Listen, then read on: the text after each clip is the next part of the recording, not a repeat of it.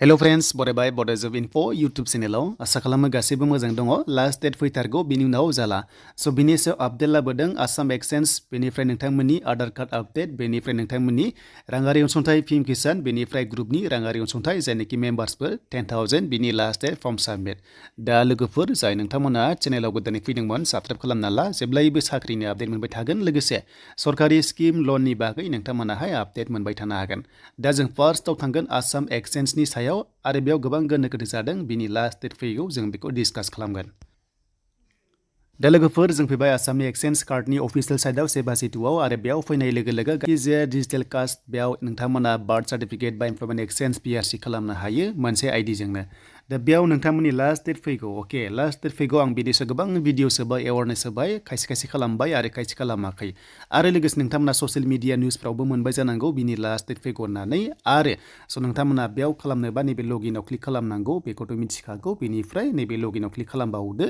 दा जायफ्रा आइडि दङ नोंथांमोना सेम आइडिजोंनो गासैबो डिटेल्सखौ नोंथांमोना खालामनानै लानो हागोन दा बाथ्रा जोब्बाय बिनि लास्ट डेटखौ नोंथांमोना स्क्रिनाव नाय बिनि लास्ट डेटआ बारा गोबाव गैला 29 फेब्रुवारिया बिनि लास्ट डेट 29 फेब्रुवारि बिनि लास्ट डेट रि-रेजिस्टारनि थाखायल' रि-रेजिस्टारनि थाखायल' बियो लास्ट डेट नाथाय गोदान निउआ इमप्लयमेन्ट एक्सचेन्जआ जेब्लायबो नोंथांमोना खालामबाय थानो हायो आरो नोंथांमोना आपडेट खालामबाय थानो हायो नाथाय मोनसेल' गोदान पर्टेल खालामदों फिचार्स होदों कन्टेन्ट बिथांमोना होदों जे बिथांमोना माखासे एड खालामनो हानाय बिथांमोना अपसन होदों जे नोंथाङा मा फरायमारदों माब्ला फरायमारदों एक्सट्रा मा दङ माखासे बिथांमोना बुंदों बाट गासैबो सेमानोमोन एसेल' फिचार्स बेवहाय एड खालामना होदों दा बिनिनो लास्ट डेटआ जाहैबाय रि-रेजिस्टारआ 29 फेब्रुवारि दा बिनि उनाव जागोन ना जाला जेबो बुंनो हाया आरो लोगोसे खालामना लायोबा मोजांनि बाथ्रा फैबाय थानाय समाव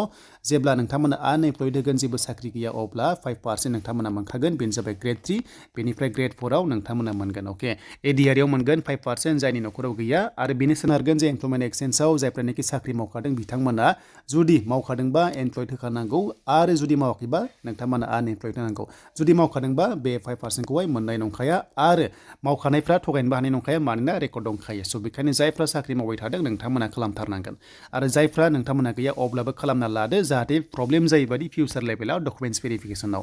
दा बे जाबाय नोंथांमोननि आसामनि इमप्लयमेन्ट एक्सचेन्जनि सायाव बेनिफ्राय जों थांसै दानि आधार कार्डनि सायाव नाथाय आधार कार्ड आपडेटखौहाय बाय'मेट्रिकखौ सोर खालामनांगौनो बेनो जाबाय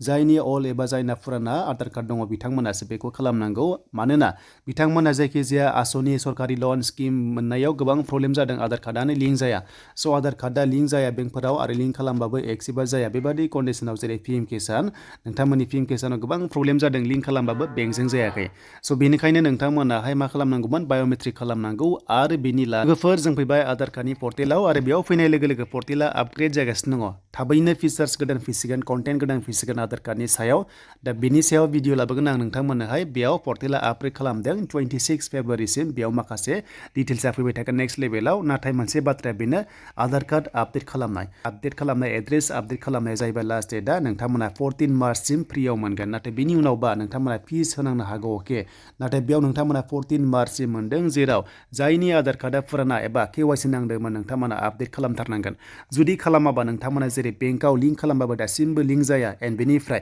पिएम किसान मोनग्रा एबा राङारि अनसुंथाइ मोननायाव प्रब्लेम जागोन जायखिजाया पेन्सन मोननाय पिएम किसान मोननाय राङारि अनसुंथाइ मोननाय अरुण'दय मोननाय सिएमनि लन मोननाय दा बेयाव मोननाय नङा जुदि नोंथांनि आधार कार्डआ जुदि केवाइसि नांना दङबा नोंथांमोना बेवहाय खालामनांगौ दा जायनि आधार कार्डआ सिगांनो दिहुननाय बिथांमोना बेखौ नांगौ जादोंमोन नाथाय गोदानफ्रा बेखौ नाङा थ' बेखायनो नोंथांमोना चेक खालाम जुदि नोंथांमोना नांगौबा नोंथांमोना आपडेट नांगौ होननानै लिरखागोन लगइन खालामबानो मोनखागोन बेखायनो खनसे बेयाव क्लिक खालामबा नोंथांमोना बेयाव लास्ट डेटखौ मोनदों मार्चसिम हागोन स' बिनिफ्राय नोंथांमोना बे क्लिक टु साबमिटआव क्लिक खालामबानो नोंथांमोना आधार कार्ड नाम्बारखौ होनानै A to Z खालामनो हागोन आरो बिनि भिडिअ नांगौबा डिसक्रिपसनाव दङ आं खालामखानाय नोंथांमोनाहाय मोननो हागोन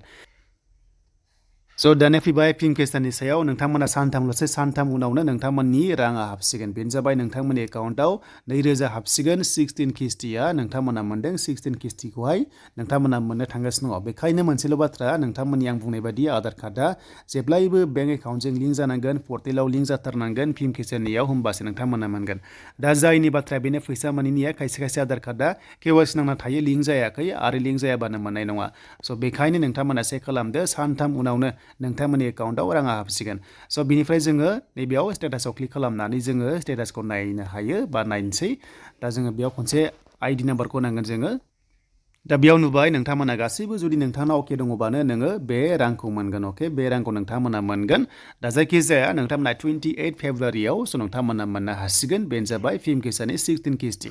दा सरकार दायोबा आरोबाव नेक्स्ट नोंथांमोना बे स्किमा थाबाय थागोन जेरावहाय बोसोराव 6000 मोनो जुदि सरकार गैयाबा बेयाव मोननाय नंला नाथाय सरकार थाबाय थायोबा नोंथांमोना मोनसिगोन मानोना बे स्किम लन्च खालामनाया 5 इयार्स जाबाय अके 5 इयार्स जाबाय जेराव नोंथांमोना बोसोराव 6,000 सासेनि एकाउन्टाव हमना ला 30,000 बिथांमोना मोनबाय जायफ्रानोखि फार्स्टनिफ्राय स' बिथांमोना बे स्किमनिखौ मोनदोंमोन दा फैबाय जों अरुण'दय दा जोंहा अरुण'दयआ नोंथांमोना 3.0 जासिगोन इलेक्सन जोबनाय लोगो लोगोनो बे चान्सआ दङ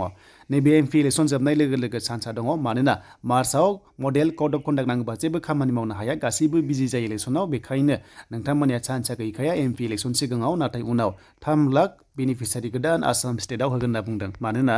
जायफ्रानो रेशन कार्ड दङ बिथांमोना बयबो मोनजोबाखै अके स' बेखायनो रेशन कार्डआ आसामावहाय 52 लाख जाबाय अब्ला नोंथांमोना गासैबो रेशन कार्ड गोनांफ्रानो जायखिजाया सोंनांगौनि गोनांथि गैला नोंथांमोना मोनखासिगोन बेखायनो 3 लाख गोदान बेनिफिसारि दाजाबबावगोन होनना बुंदों बेबायदिनो दाजालांबाय थागोन आरो नोंथांमोना मोनलांबाय थागोन लोगोसे हौवाफोराबो मोनगोन जायनि देहाया अंगहानि एबा जायनि देहाया लोमजानाय प्रब्लेम दङ बिथांमोनाबो मोनो हौवाफोरनि लेभेलाव नाथाय मेक्सिमाम प्रायरिटिया जाबाय हिन्जावफोरनि बियो दा बेनोमोन नोंथांमोननि माखासे स्किमनि सायाव डिटेल्स भिडिअ